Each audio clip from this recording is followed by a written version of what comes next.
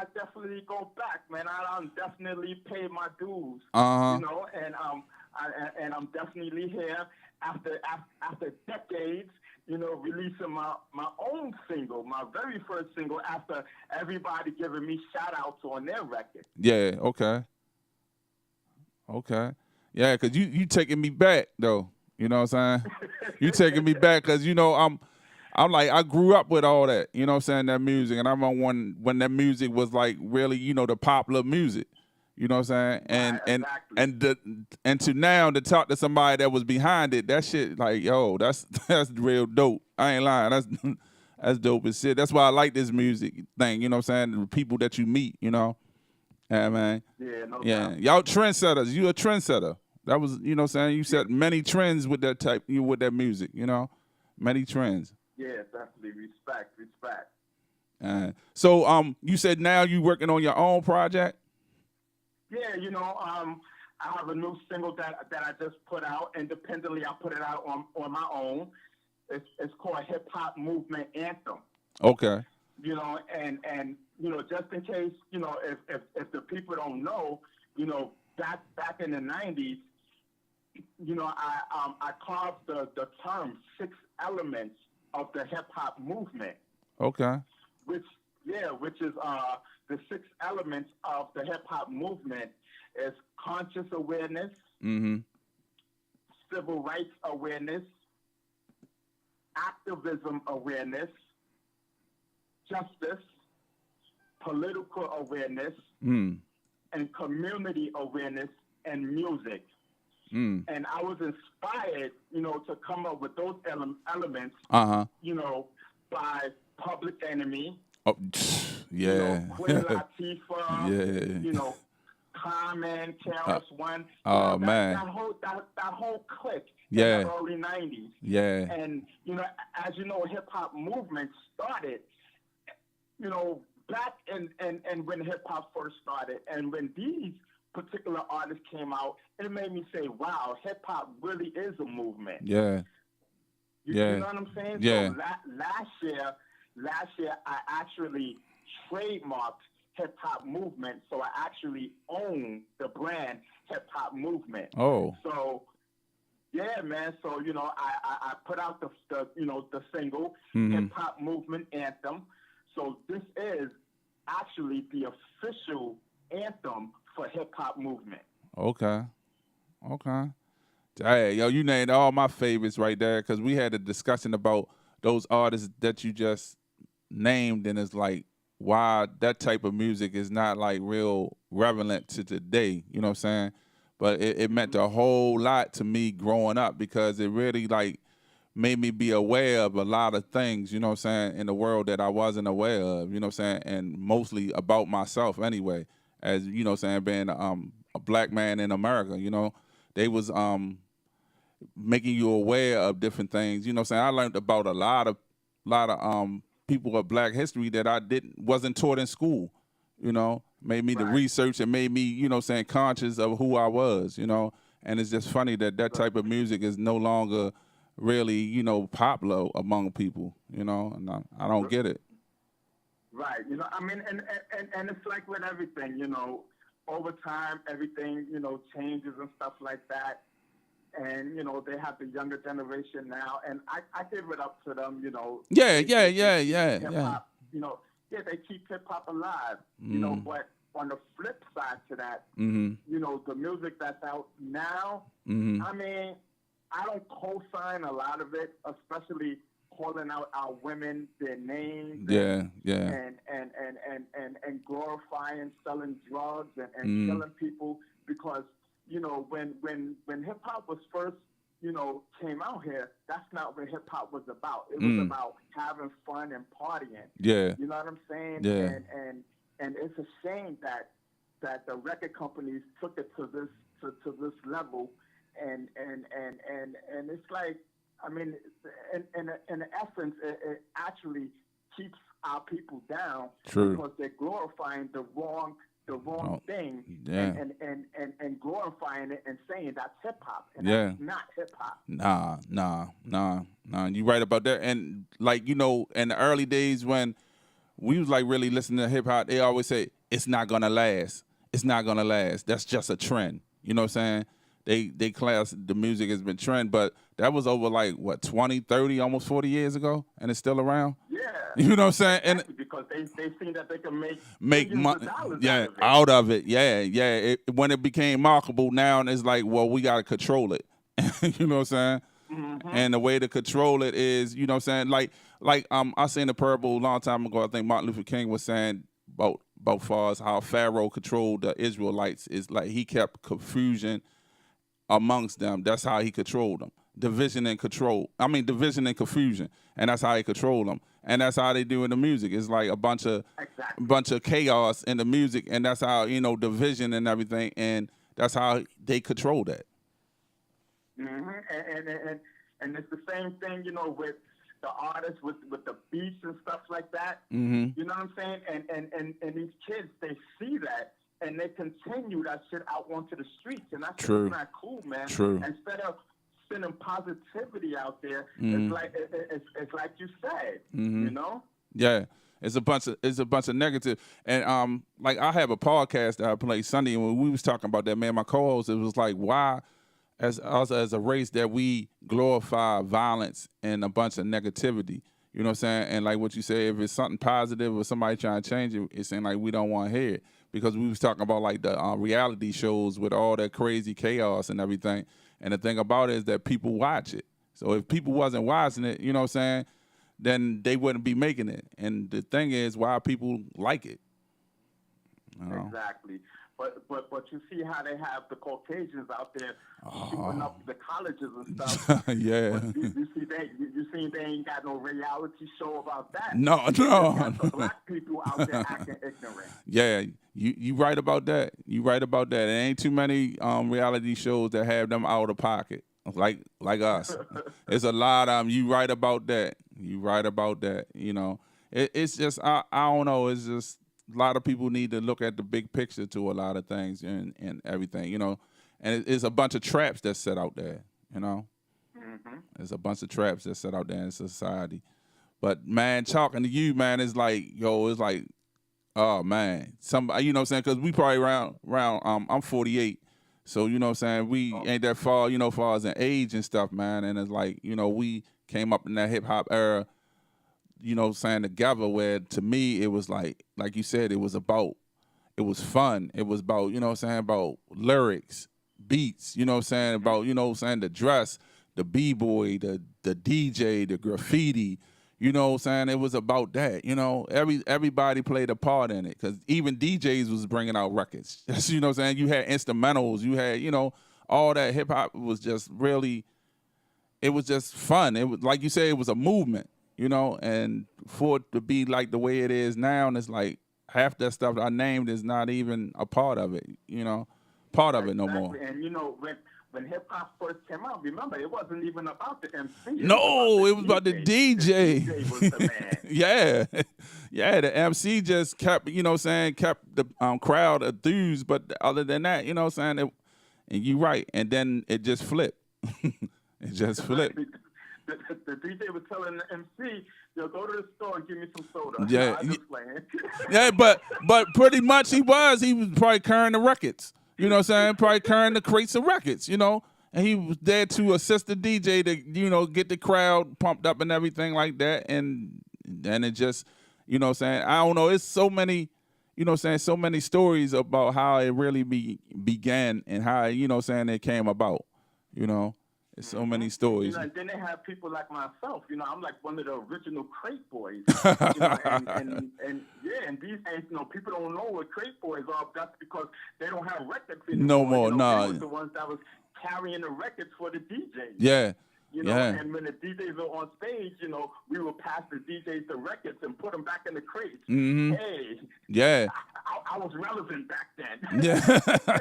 Yeah, but think about all the experience and everything that you absorb, being at, being with them legendary DJs and, legendary crews and stuff, man. It was just, I would just love to been a part of that, But I can say by listening to that music, I was a part of that, I was a real fan of it, and I loved it, man. I love Africa Bambaataa, and that was another you know what I'm saying, thing that had you of knowledge of self, you know what I'm saying, and you know about black people, like yo, y'all kings, you know what I'm saying, because you know when he went over Africa and seeing how everything was over there, changed his whole aspect on everything, you know. Yeah, And, we don't want to talk about Bam. We want to talk about DJ Jazzy J or Red Alert. oh, okay, all right.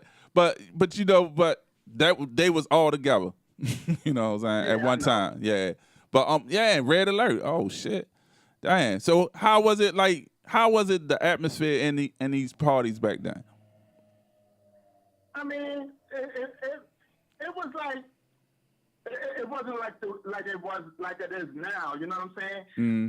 Back then, you had the people break dancing, and it was like really real excitement watching the people dancing and stuff like that. Uh-huh. Versus now, when you're watching people dancing, you watching your back to see is anybody any shootout for anything or is anybody gonna rob you. Yeah. I loved that back then. It was, I loved it back then. Okay. Did you ever get a chance to DJ?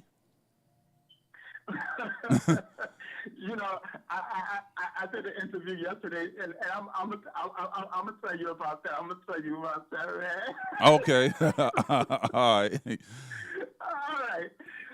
Back then, you know, because I used to hang with Jazzy. Yeah. And, you know, DJ Jazzy J, you know, as you know, that was, you know, Bam's DJ or whatever. Uh-huh.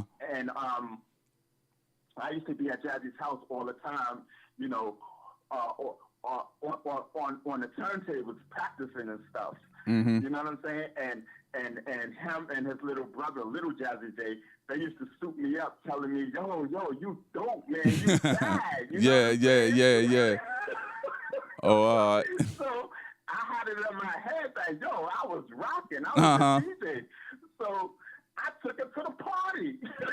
Yeah. It was a party in the Bronx at Chips Bay Boys and Girls Club. And I told DJ Red Alert, I was like, yo, Red, I could DJ. So Red put me, you know, he put me on a DJ set. Yeah. Man, I was on that set for like a minute. No more than 2 minutes. They was calling me Offbeat Pete. Oh, damn. Oh, man. I never touched the turntables again. Oh, what? Dang. Oh, it traumatized you. Hell yeah. Damn, that's crazy. That's right. Hey, that's wild though. That made me think like when I was growing up, my mother always used to call me fat legs, right? But I was a slim dude, so I used to think my legs was big. You know what I'm saying? Because she kept on saying it and shit. You know what I'm saying? She kept on saying it. So they pumped you up and you was like, yeah, I'm a DJ. You know what I'm saying? Oh man, Yeah. that's funny right there. That's funny right there. So how was it like being around? You know what I'm saying? I'm like you naming the legends, man, Red Alert and like that. You know what I'm saying? How was Yeah, man. I mean, back then, being around the MCs, like one of my favorite groups was the Cold Crush Brothers. Oh man, yo, yeah. Man, that was the group back then. You know what I'm saying? Yeah. And then seeing the battles with them, with the with the Romantic Five, Furious, you know what I'm saying, and with the Furious Five, and it was cool, man. And then one of my favorite singing groups, you know, was the Foursome Seas. Yeah, hell yeah. Well, they had a song called Tears. Like, yeah. I mean, there's nothing like back in the days, man. Yeah, I know that. Hip hop now cannot even touch how it was back in the days. Oh man. And it was an honor. It was an honor, you know, being amongst, you know, all the rappers and being on stage with them. You know, even though, you know, I wasn't rapping, I was a crate boy, but you know, I'm a pioneer, and it feels really good, you know. Yeah. Okay. Yeah.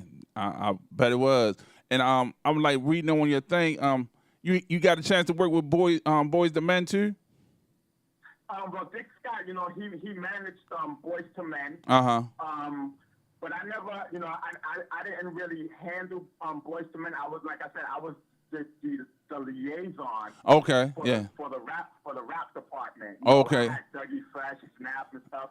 Dick Scott managed and he handled, like, you know, Boys II Men, New Kids on the Block, Marky Mark, Brenda K Star. You know, all those pop acts.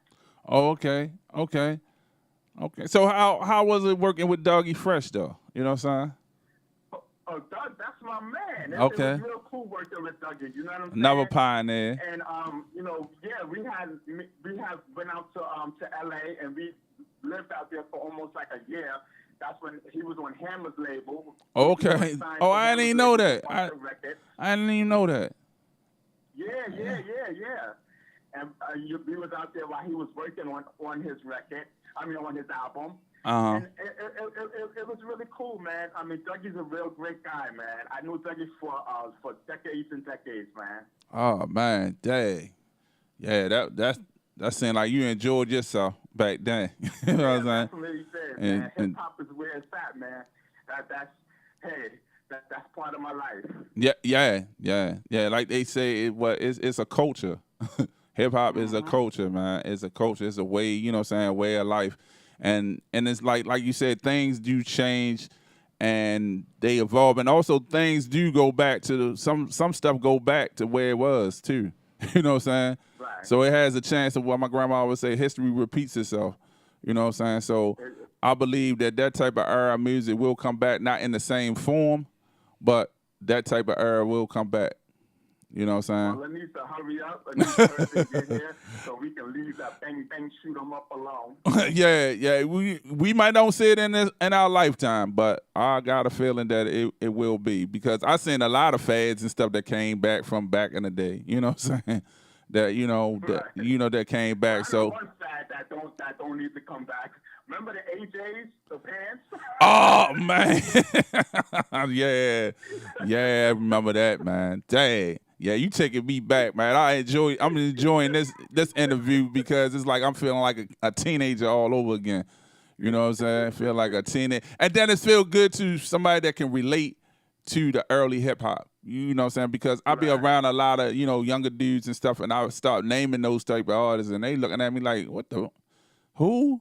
I don't know, yo. We don't listen to that, And that's another thing, what I want to tell these rappers coming out, the new rappers, before you even call yourself a rapper and trying to get into hip hop, learn your history, learn your hip hop history. A lot of these newcomers don't even know their history and have the audacity to call themselves rappers or hip hop. Yeah, you right. You right about that.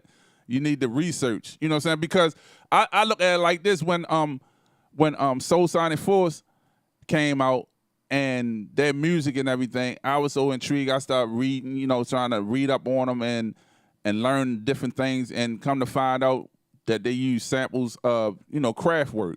So I looked at who Kraftwerk was. You know what I'm saying? It was a German group from Dusseldorf, Germany. You know what I'm saying? Which I didn't even know nothing about. And then I started listening to their music, and I'm like, oh, damn. And then I started getting into them. So, you know what I'm saying? It was it was like researching, you know what I'm saying? Yeah, definitely. Speak about the Soul Sonic Force. Shout out to my man Powwow. Oh, all right. Oh, okay. All right. Hey, yeah, I heard that. I remember that name being shout out in the songs. Damn. Yeah, and you actually know the people. That's the thing that get me. You actually know the people. Yep. Yep. That's what's up, though. Hey, so you say you gonna drop a project right real soon, and Yeah, my single is out. mm-hmm. You know what I'm saying? And it's called Hip Hop Movement. It's out on all the online stores. You definitely can get it. Support my single. It's only 99 cents. He says only 99. You know what I'm Yeah. It's only 99 cents. I want everybody to go in. You know what I'm saying? You can go to any online store. Mm-hmm. You know what I'm saying? And it's called Hip Hop Movement Anthem by Ron B. Singer Savage. Okay. That's what's up. Can you give us your contact information where we could follow you and find you? Yeah, I have my website, which is ronaldsavage.com. You can follow me on YouTube, which is youtube.com/ Ron Savage. It's either Ron Savage or Ronald Savage. Mm-hmm. And you can go to Facebook, facebook.com/ron.savage1. Okay. Yeah, man. It was a pleasure talking to you, you know what I'm saying? And like I said, to talk to somebody that's like, you know, from the same era, you know what I'm saying, of music. Yeah, no doubt, no doubt. And really, you know what I'm saying, that know the real beginning and the essence of hip hop music, you know what I'm saying? What it's really about. You know what I'm saying? What it was really about. You know? And like you said, we need to tell these guys out here that's doing it, you know what I'm saying? Y'all need to and that's the thing I heard too, is like if you don't know about your past, how you gonna know about your future? You know? So exactly. you need to research and see where some of these guys, and then maybe you could learn a whole lot from them, because back then they had stage presence, you know what I'm saying? They had lyrics, you know what I'm saying? They was dedicated in what they was doing, and they wasn't really, you know, a lot of them weren't making money off of hip hop, you know what I'm saying, in the beginning. Yeah. And then they start, you know what I'm saying, they did it for the love. Now it's all about the money, you know what I'm saying? And they put anybody out, you know what I'm saying? They put a monkey out there, you know what I'm saying? If people buy his records, you know? Yeah. And, you know, it's just sad how it just, you know, just turned to just like, you know, what it wasn't meant to be, you know? What it wasn't meant to be.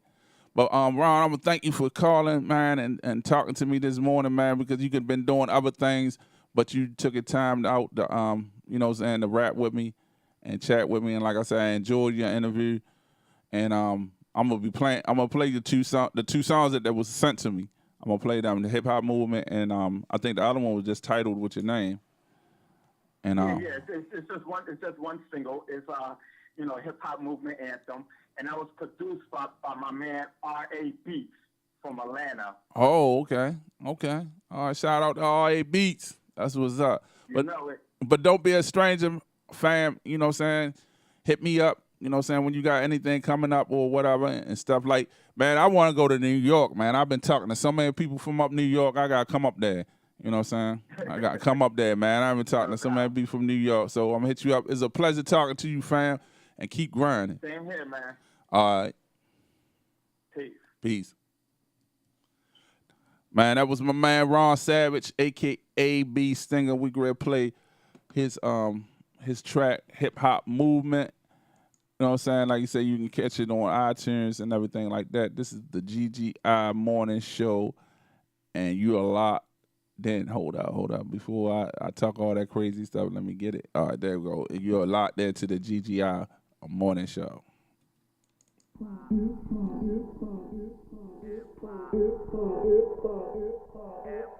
B Stinger Savage is in the building. So